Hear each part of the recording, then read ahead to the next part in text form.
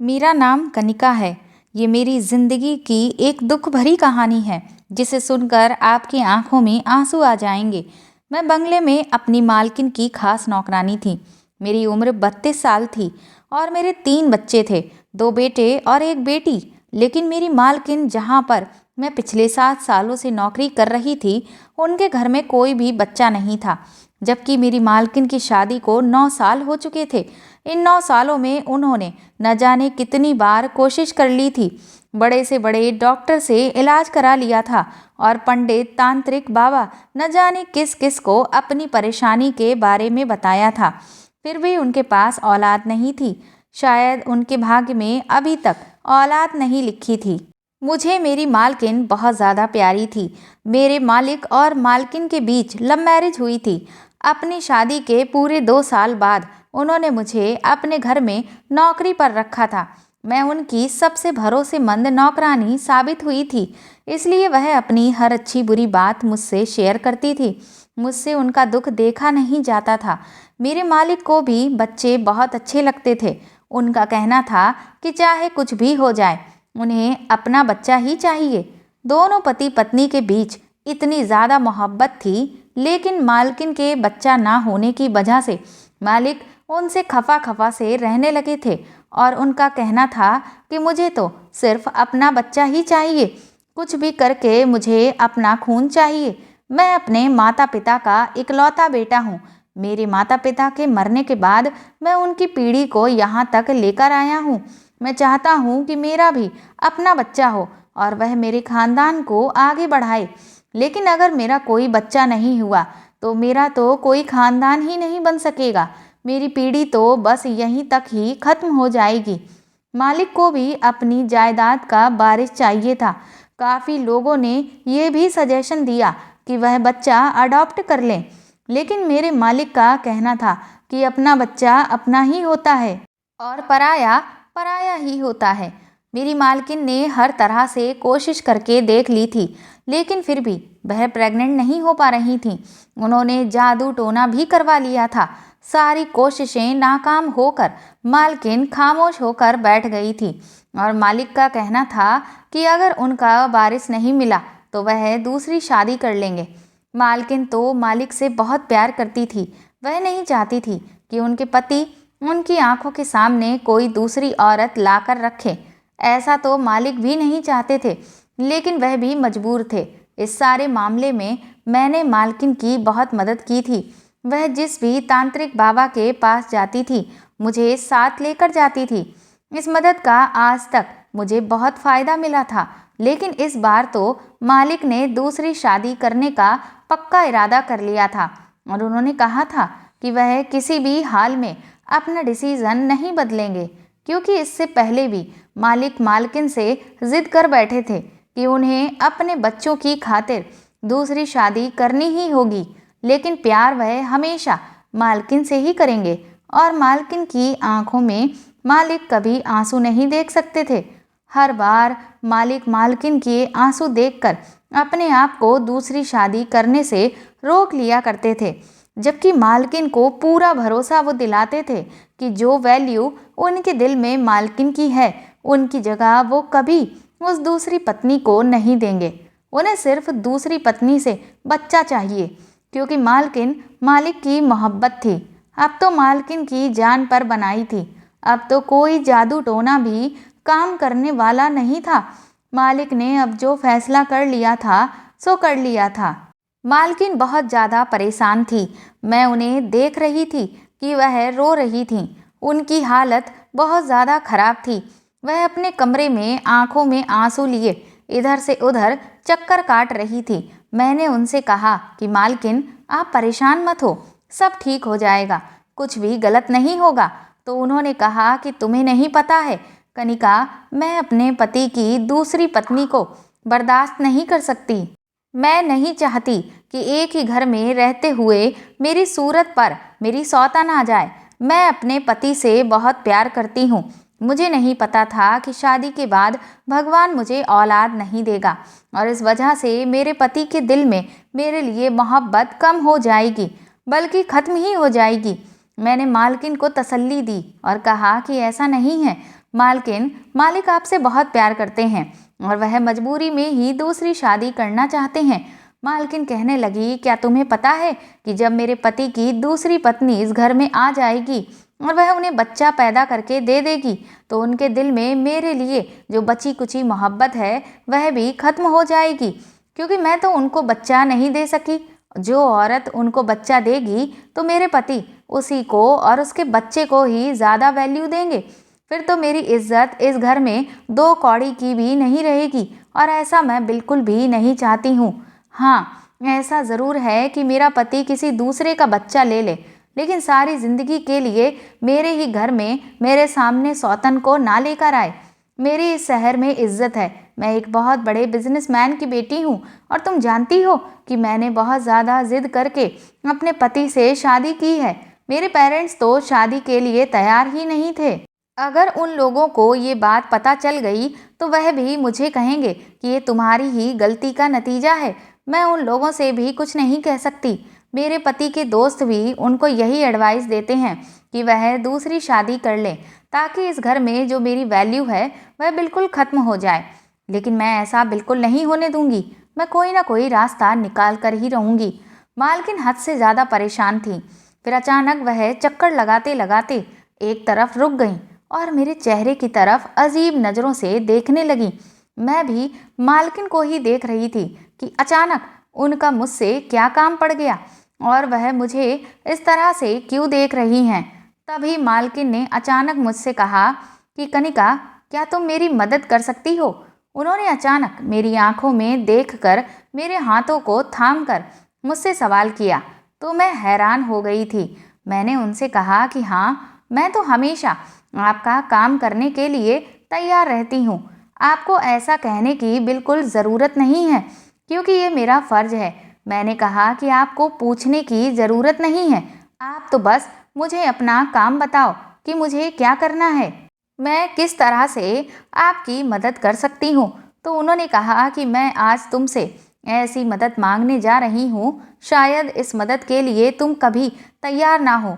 उनकी बात सुनकर मैं हैरान हो गई थी कि ऐसा आखिर कौन सा काम था और ऐसी कौन सी मदद थी जो मैं उनके लिए नहीं कर सकती थी। मैंने कहा कि मालकिन, मैं आपकी हर मदद करने की पूरी कोशिश करूंगी। आपने सोच भी कैसे लिया कि मैं आपको इनकार कर दूंगी? तो उन्होंने कहा कि जो बात अब मैं तुमसे कहने जा रही हूँ, शायद वो तुम्हारे लिए सुनना बहुत मुश्किल और करना भी बहुत मुश्किल होगा और तुम इनकार भी कर दोगी। उनकी बात सुनकर मुझे सच में बड़ी हैरानी हुई थी कि आखिर ऐसी कौन सी मदद थी जो वह मुझसे चाहती थी। लेकिन अगले ही पल उन्होंने मेरी आंखों में देखकर मुझसे ऐसी मदद मांग ली थी जिसे सुनकर मेरे पैरों तले से ज़मीन निकल गई थी। मालकिन की बात सुनकर एक पल के लिए मैं हैरान रह गई। वह मेरे चेहरे के एक्सप्रेशन देख रही थी और समझ गई थी कि मैं कंफ्यूज हो गई हूँ। फिर मेरी तरफ देखकर वह कहने लगी, मैं जानती थी कि तुम मेरी मदद नहीं करोगी इस मामले में, क्योंकि ये काम बहुत मुश्किल है। कोई भी औरत इस काम को इतनी आसानी से नहीं करेगी। फिर मैंने कहा कि मालकिन, ऐसा कैसे हो सकता है? मैं इतना बड़ा काम कैसे कर सकती हूँ, वह भी किसी को बिना बताए? और इस काम से जितना नुकसान मुझे होगा उससे कहीं ज़्यादा आपको ही होगा। मैं आपकी मदद कर दूंगी। लेकिन मैं सोच में पड़ गई थी। मुझे देखकर मालकिन ने कहा कि तुम मेरी मदद करोगी तो मैं तुम्हें इसकी भारी कीमत दूंगी। मैं तुम्हें अपने इस काम के बदले पूरे 60 लाख रुपए दूंगी। 60 लाख की रकम के बारे में सुनकर मेरे तो होश ही उड़ गए थे। मैंने कभी जिंदगी में इतने ज़्यादा पैसे नहीं देखे थे। मेरी आंखों के सामने 60 लाख रुपए लहराने लगे थे, क्योंकि मैं बहुत ज़्यादा गरीब थी। मेरी शादी भी एक गरीब किसान के साथ हुई थी।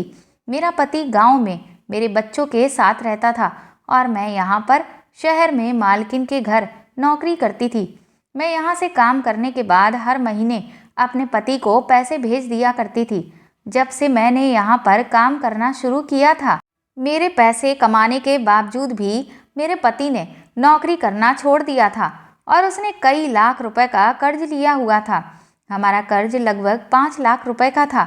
ये 60 लाख हमारे बहुत काम आने वाले थे। ये रकम तो बहुत बड़ी थी, रकम बहुत ज़्यादा, और काम बिल्कुल आसान था।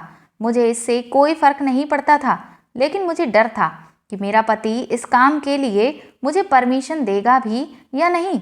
वैसे मुझे पूरी उम्मीद थी कि मेरा पति जब 60 लाख की रकम के बारे में सुनेगा तो फौरन ही इस काम के लिए तैयार हो जाएगा। यही सोचते हुए मैं फौरन मालकिन का काम करने के लिए तैयार हो गई थी। मैंने कहा कि मैं आपकी मदद करने के लिए तैयार हूँ, लेकिन आपको इस काम के लिए मालिक को भी तैयार करना होगा। फिर मैंने मालकिन से कहा कि इस बारे में अगर किसी बाहर वाले को पता हो गया तो आपको पता है कि लोग कितनी बुरी बुरी बातें बनाएंगे और आपकी रेपुटेशन पर भी फर्क पड़ेगा। और तो और सबसे बड़ी बात यह है कि क्या मालिक इस काम के लिए राजी हो जाएंगे। मालकिन कहने लगी, जब मेरा पति दूसरी शादी करने के लिए तैयार है तो इस काम के लिए तो बहुत आसानी से तैयार हो जाएगा। तुम्हें पता है कि मैं ये बात अपने दिल पर पत्थर रखकर कह रही हूँ। मैंने कहा, मालकिन आप एक बार मालिक से बात कर लो, उसके बाद ही हम इस काम की शुरुआत करेंगे। ये बहुत बड़ा काम है और बहुत रिस्की काम है, आप सोच लो और समझ लो। मालकिन कहने लगी, मुझे पता है ये कोई छोटी बात नहीं है, बहुत बड़ी बात है। मैंने मालकिन से कहा, आप एक बार फिर सोच लो, ऐसा ना हो कि बाद में आपको पछताना पड़े।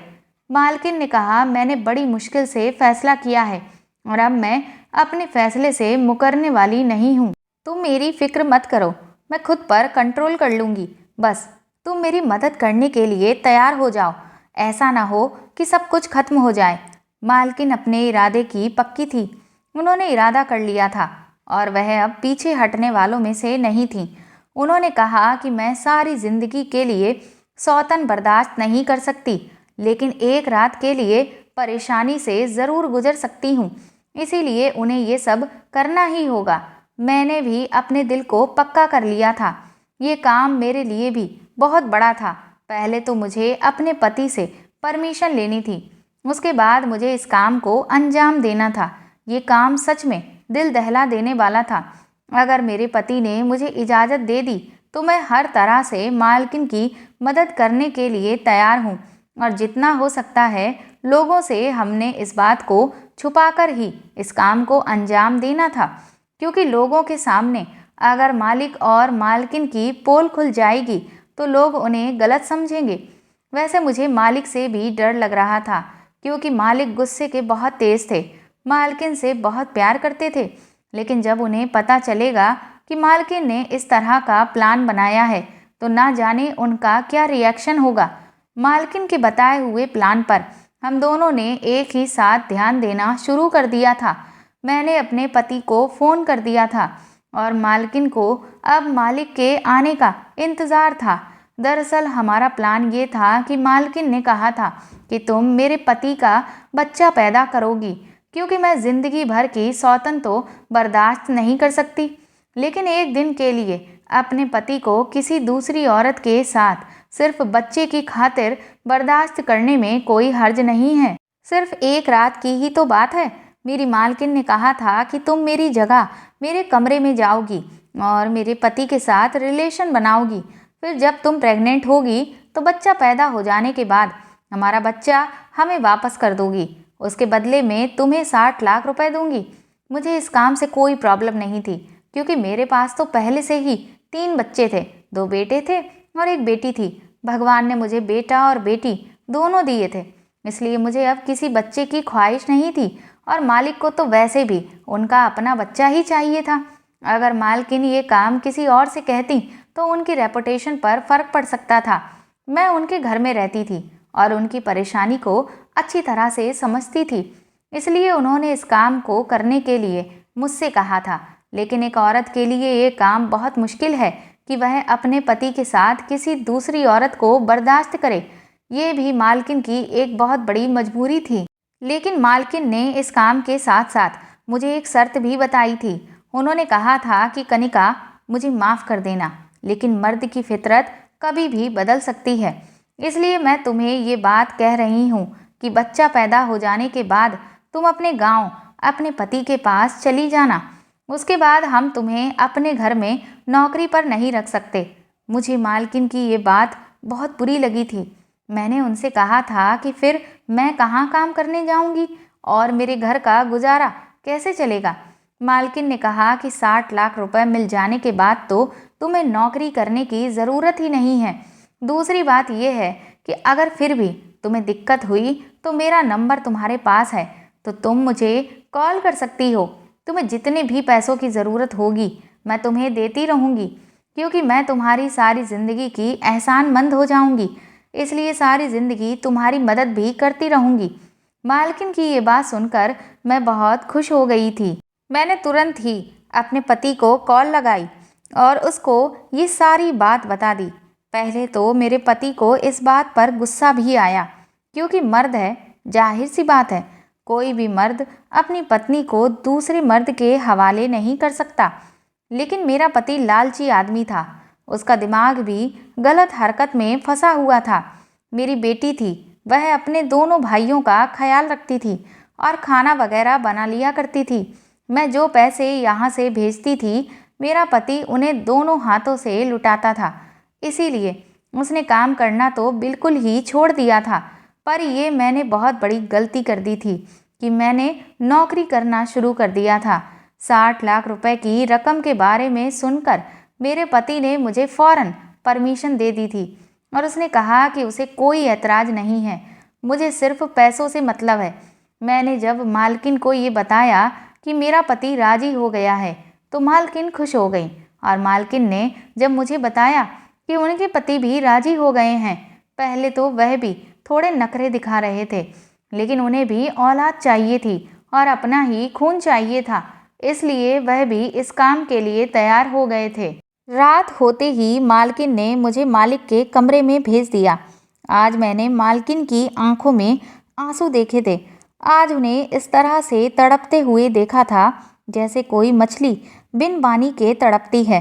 कभी कभी औरत इतनी मजबूर हो जाती है कि उसे जो नहीं करना होता, मजबूरी की वजह से वह भी करना पड़ जाता है। आज मैंने मालकिन को बहुत लाचार और मजबूर होते हुए देख रही थी। उन्होंने मुझे गले से लगाया और कहा कि मुझे निराश मत करना। मैं जिस इरादे से तुम्हें भेज रही हूँ, भगवान करे मेरा वो इरादा पूरा हो जाए और मेरे पति को औलाद मिल जाए, ताकि मेरे बच्चे की कमी पूरी हो जाए और मेरा पति भी मुझसे अलग ना हो। मैं मालिक के कमरे में चली गई थी और मालकिन नींद की दवाई खाकर अपने कमरे में सोने के लिए चली गई थी।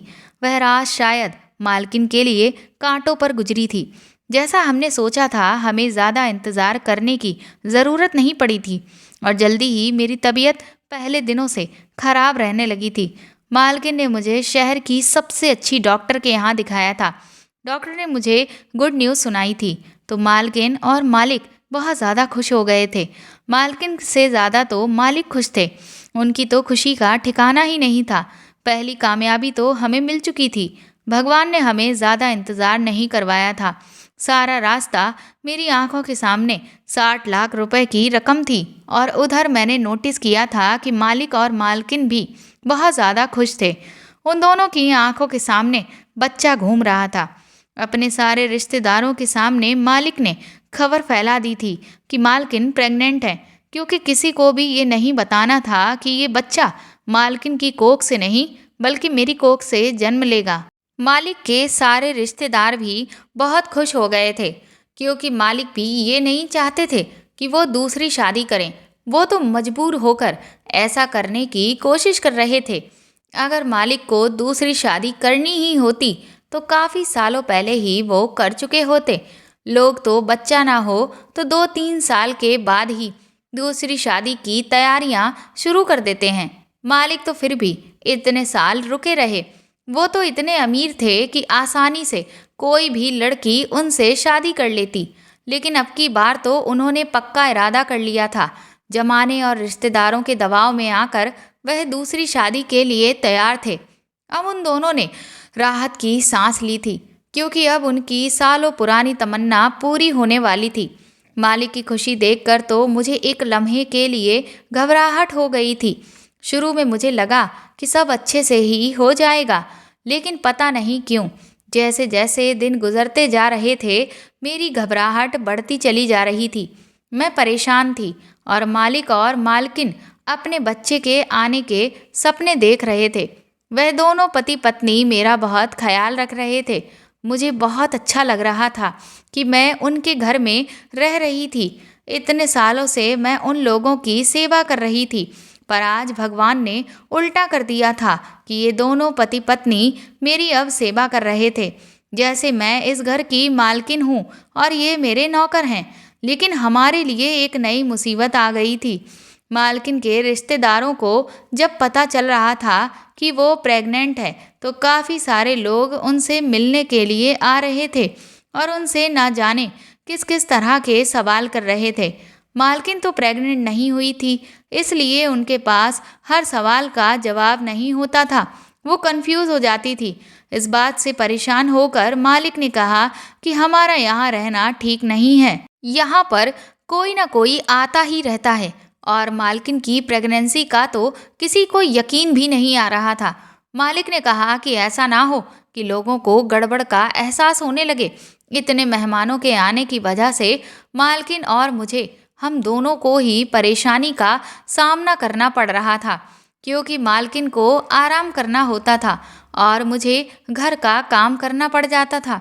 इसीलिए मैंने मालकिन को एडवाइस दी कि हम उनके दूसरे शहर में बने रिजॉर्ट में रहने के लिए चले जाते हैं।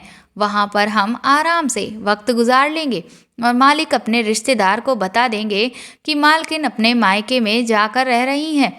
इस तरह से कोई भी रिजॉर्ट में नहीं आएगा और हम लोग वहाँ पर आसानी से टाइम पूरा कर लेंगे। मालिक को भी मेरा ये आइडिया अच्छा लगा था। मालिक ने अपने रिजॉर्ट में मुझे और मालकिन को शिफ्ट कर दिया था। इस रिजॉर्ट में कोई नहीं था। हमारे साथ मालिक ने एक चौकीदार और एक नौकरानी को भेज दिया था हमारा ख्याल रखने के लिए, क्योंकि मैं अभी तक कोई काम नहीं कर रही थी। उधर बंगले में अगर कोई मेहमान आ भी जाता तो मुझे काम करना पड़ जाता था, ताकि किसी को हम पर शक ना हो। इस रिजॉर्ट में हमारी ज़रूरत की हर चीज़ मालिक ने मौजूद करवा दी थी। हम इस रिजॉर्ट में आने के बाद बहुत सुकून से थे और मालकिन मेरा बहुत ज़्यादा ख्याल रखती थी। कुदरत का करिश्मा भी बड़ा अजीब होता है। कल मैं जिनसे मांगती थी, आज वह मुझसे औलाद मांगने के लिए तरसी जा रही थी। मेरी मालकिन बहुत अच्छी और मेहरबान औरत थी। मैं सोचती थी कि मालकिन इतनी अच्छी है, फिर उनके साथ अच्छा क्यों नहीं हुआ? क्या सच में अच्छे लोगों के साथ अच्छा नहीं होता है? फिलहाल वक्त गुजरता चला गया और मुझे अजीब अजीब तरह के ख्याल आने लगे थे। हफ्ते महीनों में बदल गए। मेरा बच्चा मेरे पेट में लात मारने लगा था। पहली बार जब उसने मेरे पेट में हरकत करनी शुरू की थी, आधी रात को अचानक मेरी आंख खुल गई और मैं उठकर बैठ गई थी। मैंने अपने पेट पर जैसे ही हाथ फेरा, मुझे कुछ अजीब सा एहसास हुआ। मुझे महसूस हुआ कि मेरा बच्चा मुझे पुकार रहा है, मुझसे कह रहा है कि माँ, मैं आपका बच्चा हूँ, मुझे किसी को मत दो, मैं तुम्हारा हूँ, मुझे अपने साथ रखो। इसी तरह के सपने मुझे हर रोज़ आने लगे थे। सारी रात मैं जाग कर गुजारने लगी थी और ज़्यादा जागने की वजह से मेरे अंदर वीकनेस होने लगी थी। मेरा दिल धीरे धीरे अब बदलने लगा था, क्योंकि अब हर रात मेरे साथ ऐसा ही होता था। रातों को मेरा दिल ही नहीं, बल्कि वक्त के साथ साथ मेरी नीयत भी बदल रही थी। मैं परेशान थी। मुझे अब 60 लाख रुपए झूठे और बेकार लग रहे थे। मुझे लग रहा था कि 3 बच्चे होने के बाद मुझे अब और बच्चों की चाहत नहीं होगी। मेरे लिए पैसा ज़रूरी था, बच्चे नहीं।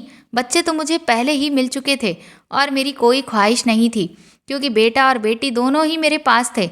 मुझे क्या पड़ी थी कि मैं बेवजह एक और बच्चा पैदा कर लूं, क्योंकि महंगाई के इस दौर में अपना खाना पीना ही मुश्किल से चल रहा है।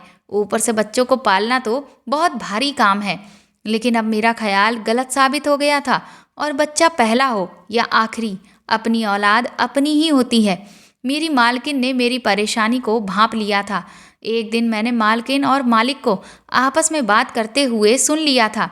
मालकिन मालिक से कह रही थी कि कहीं ऐसा ना हो कि ये ऐन मौके पर कनिका की नीयत बदल जाए।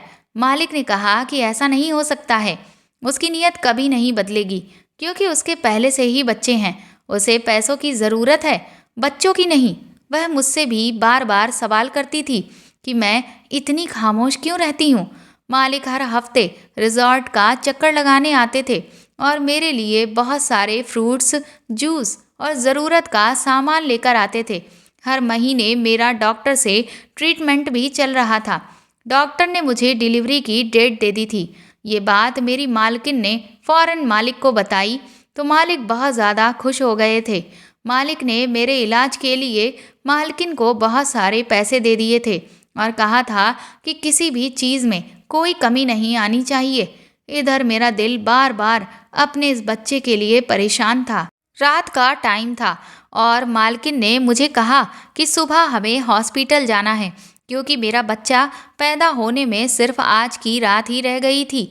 अगले दिन लगभग 10 बजे के टाइम पर मुझे हॉस्पिटल में जाकर एडमिट होना था क्योंकि मेरा ऑपरेशन होना है। ये बात सुनकर तो मुझे डर लगने लगा था। मैंने दिल में सोचा, नहीं, मैं अपना बच्चा किसी को नहीं दे सकती। ये मेरा बच्चा है। मैं इसे 60 लाख रुपए की वजह से किसी दूसरे के हवाले नहीं करूंगी। भले ही इस बच्चे के पिता मालिक थे, लेकिन माँ तो मैं थी जो उसको जन्म देने वाली थी। पिता से ज़्यादा ममता माँ के दिल में होती है, जो पूरे 9 महीने तकलीफ झेलकर उसे अपनी कोख में रखती है। और भला मैं अपने बच्चे को 9 महीने अपने पेट में रखने के बाद किसी दूसरी माँ की गोद में कैसे डाल सकती थी? अपने शरीर के हिस्से को मैं किसी और के हवाले नहीं कर सकती थी। मैंने सोच लिया था कि ये मेरा बच्चा है और मैं इसे 60 लाख रुपए में तो क्या, 60 करोड़ में भी किसी को नहीं दूंगी। मेरी नीयत और दिल दोनों ही बदल चुके थे। मैंने देखा मालकिन रात होने के बाद अपने कमरे में जाकर सो चुकी थी। मैंने जल्दी से अपना सामान पैक किया और चुपके से मैं वहाँ से भाग गई थी। मुझे तकलीफ भी होनी शुरू हो गई थी क्योंकि मेरी डिलीवरी की डेट दी जा चुकी थी। मैं जल्दी से निकल आई और रातों रात मैंने रात वाली बस पकड़ी और बस में सवार हो गई। मैंने कभी ऑपरेशन नहीं करवाया था क्योंकि मेरे तीनों बच्चे नॉर्मल पैदा हुए थे। मुझे इस दर्द की आदत हो चुकी थी। मैं अपनी मालकिन और मालिक को बहुत बड़ा धोखा देकर वहाँ से भाग निकली थी क्योंकि मुझे अपना बच्चा चाहिए था। पीछे मालिक और मालकिन का क्या हाल होगा, मैं इस बारे में सोचना ही नहीं चाहती थी। मुझे सिर्फ ख्याल था तो अपने बच्चे का, जिसे बचाना मेरी जिम्मेदारी थी। लगभग 7 घंटे का सफ़र करने के बाद मैं अपने गांव पहुंच गई थी, लेकिन अब मुझे दर्द तेजी से शुरू हो गया था। मैं अपने घर नहीं गई थी क्योंकि मेरा पति तो वहां पर 60 लाख रुपए की उम्मीद लगाए बैठा हुआ था। मेरे पति पर बहुत सारा कर्जा था। इन 9 महीनों में उसने 60 लाख रुपए के न जाने कितने सपने देख लिए थे। अगर मैं उसके पास चली गई तो मुझे उम्मीद थी कि वह मुझे वापस मालकिन के पास ले जाएगा और उनसे पूरे पैसे हासिल कर लेगा। मेरा पति तो पहले ही बहुत लालची इंसान था। जो आदमी अपनी पत्नी को दूसरे मर्द के साथ 60 लाख रुपए के लिए सोने को बर्दाश्त कर सकता है, वह कभी उसकी ममता को नहीं समझ सकता। सारा दिन वो यही सोचता रहता था कि जब 60 लाख रुपए आ जाएंगे तो मैं ये करूँगा, वह करूँगा, ये लाऊंगा, वो लाऊंगा। न जाने किस किस तरह की बातें करता था। उसे अपनी पत्नी और बच्चे से ज़्यादा पैसों से प्यार था। मैं गांव की खास दाई कमला के पास चली गई थी। मेरे बाकी के बच्चे भी इसी औरत ने पैदा करवाए थे। मैं कमला के घर पर गई और ज़ोर ज़ोर से दरवाज़ा बजाया। मैं रात के 2 बजे के टाइम पर वहाँ से रवाना हुई थी और अभी सुबह के 8 बजने वाले थे। गर्मियों में तो सब लोग जल्दी ही सोकर उठ जाते हैं। दाई या डॉक्टर को तो आदत होती है कि कभी भी उनके पास पेशेंट आ जाए, उसको हैंडल कर लेती हैं। दाई ने जैसे ही दरवाज़ा खोला, वह मुझे देखकर बड़ी हैरान हो गई थी और कहने लगी कि अब की बार तुम शुरुआत के ही दिनों में मेरे पास नहीं आई। तुम्हारे बच्चे तो काफ़ी बड़े हो गए हैं। तुमने काफ़ी सालों बाद बच्चे की पैदाइश के बारे में सोचा। मैंने कहा कि वो शायद भगवान की यही मर्जी थी। ये कहकर मैं खामोश हो गई थी। वह मुझसे और ज़्यादा बातें कर रही थी। मैंने उससे कहा कि ज़्यादा बातों का टाइम नहीं है, मुझे दर्द हो रहा है, मेरी डिलीवरी का टाइम आ गया है, इसलिए मैं आपके पास आई हूँ। मुझे मेरा बच्चा सही सलामत चाहिए। जल्दी मुझे बच्चा डिलीवर करके दे दो। मैं यही सोचकर परेशान हो रही थी कि कहीं मालिक के आदमी यहाँ पर ना आ जाएं और मुझसे मेरा बच्चा ना छीन लें। मुझे जल्दी ही अपना बच्चा यहाँ से लेकर कहीं दूर जाना होगा। मुझे मालिक और मालकिन से डर लग रहा था और ये भी डर था कि कहीं मेरा पति लालच में आकर ये बच्चा मालकिन को ना पहुंचा दे। इसलिए मैं अपने घर भी वापस नहीं जा सकती थी। डर और परेशानी की वजह से मेरा बुरा हाल हो रहा था। मैंने ये तक नहीं सोचा था कि जब मालिक मालकिन को पता चलेगा कि मैं रात को उनके घर से भाग आई हूँ, तो पहले तो वह लोग मुझे तलाश करने की कोशिश करेंगे और उसके बाद ना जाने वह दोनों एक दूसरे के साथ क्या कर गुजरेंगे। फिलहाल मुझे दर्द शुरू हो चुके थे और मेरी डिलीवरी कमला करवा रही थी। लगभग 1 घंटे की मेहनत के बाद मेरा बच्चा इस दुनिया में आ गया था। मेरी तो खुशी का कोई ठिकाना ही नहीं था। मैंने सोच लिया था कि मैं जल्दी ही अपने बच्चे को उठाकर यहाँ से कहीं दूर चली जाऊंगी, यहाँ से बिल्कुल गायब हो जाऊंगी, ताकि मेरे बारे में किसी को भी कुछ भी पता न चल सके। मैं कुछ भी करके अपना बच्चा मालिक और मालकिन को नहीं दूंगी। मैं ये तक नहीं सोच रही थी कि ये वह मालकिन थी जिसने सारी जिंदगी मुझ पर एहसान किए हुए थे। मैंने उन दोनों पति पत्नी का नमक खाया था। उन्होंने मुझे खाना दिया, मुझे पहनने के लिए कपड़े दिए, मुझे रहने के लिए जगह दी थी। वो मुझे ये सब ना देती तो हमारे पास खाने के लिए कुछ भी नहीं होता। मैंने मालकिन की किसी अच्छी बात को याद नहीं किया और उन दोनों को बच्चे का सपना दिखाकर आज उनकी आंखों से उनके सारे सपने छीन लिए हैं। उनकी ख्वाहिश पूरी होने के टाइम पर मैं उनकी सारी ख्वाहिशों को बिना पूरा किए ही वहां से भाग गई थी। उन दोनों से किया इतना बड़ा वादा 9 महीने तक मैंने रखा और जब वह वादा पूरा करने का टाइम आया तो मैंने उन्हें बेवकूफ़ बना दिया। मुझे नहीं पता था कि एक माँ इतनी खुद गर्ज होती है जितनी मैं हो गई थी। मैंने उन दोनों पति पत्नी की फीलिंग्स की कदर भी नहीं की थी। दोनों ने मुझ पर भरोसा किया था। अपने बच्चे की रोने की आवाज़ सुनकर मुझे लगा कि मेरी जान में जान आ गई है। जब मेरा बच्चा पैदा हो गया तो 2-3 घंटे आराम करने के बाद मैं अपने बच्चे को लेकर बहुत दूर चली आई थी। ये छोटा सा गांव था जहाँ पर बहुत कम लोग रहते थे। यहाँ पर मैंने पुरानी सी झोपड़ी में अपना ठिकाना कर लिया था और अपने बच्चे की परवरिश करने लगी थी। शायद मुझे मेरे पति और मालकिन ढूंढने की बहुत कोशिश की थी, लेकिन मैं इतनी दूर जा चुकी थी जहाँ के बारे में उन लोगों को कुछ पता ही नहीं चला। यहाँ पर भी मैंने छोटे मोटे काम करना शुरू कर दिया था और मैं अपने बच्चे को कम कमाई में ही पाल रही थी। लेकिन शायद मुझे मेरे किए की सज़ा मिलनी थी, क्योंकि मैंने दोनों पति पत्नी का दिल दुखाया था। एक दिन अचानक मेरी तबीयत खराब हो गई। गांव के ही लोगों ने मुझे विधवा समझकर मुझे सरकारी अस्पताल में भर्ती करवा दिया। वहां पर पता चला कि मुझे कैंसर जैसी बड़ी बीमारी है और मैं जब तक जी रही हूँ, न जाने किस दिन मेरी मौत आ जाए। मैंने अपनी यादों को ताज़ा करने के लिए अपनी ज़िंदगी की पूरी कहानी डायरी में लिखना शुरू कर दिया, ताकि जो गलती मैंने की है वह आगे कभी कोई औरत ना करे। मेरा बेटा 15 साल का हो गया था।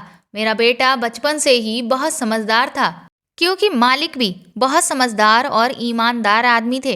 वह अपने पिता पर गया था। भगवान ने मेरे बेटे की परवरिश करने के लिए शायद मुझे 15 साल तक जिंदा रख लिया था। एक दिन न जाने कैसे मेरे बेटे के हाथ में वो डायरी लग गई। उसे मैं गांव के ही सरकारी स्कूल से फ्री में पढ़ा रही थी। मेरा बेटा पढ़ाई में बहुत अच्छा था। मेरे बेटे ने डायरी पढ़ ली और उसे मेरी हकीकत के बारे में सब कुछ पता चल गया। जब उसने मुझसे इस बारे में सवाल किया तो मैं डर गई कि इसे कहाँ से पता चल गया था। उसने मुझे मेरी डायरी दिखाई। मेरे बेटे ने मेरी जान बचाने के लिए एक कदम उठाया। उस डायरी में शहर का एड्रेस लिखा हुआ था, जिसमें मालिक और मालकिन का बंगला था। वह मुझे गांव की ही मासी के पास छोड़कर मालिक और मालकिन के पास चला गया और मेरी डायरी भी अपने साथ ले गया।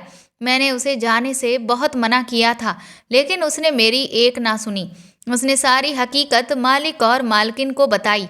पहले उन्हें लगा ये बच्चा झूठ बोल रहा है, लेकिन जब उन्होंने उसकी शक्ल को गौर से देखा तो वह हैरान रह गए थे, क्योंकि मालिक के गाल पर एक छोटा सा मस्सा था।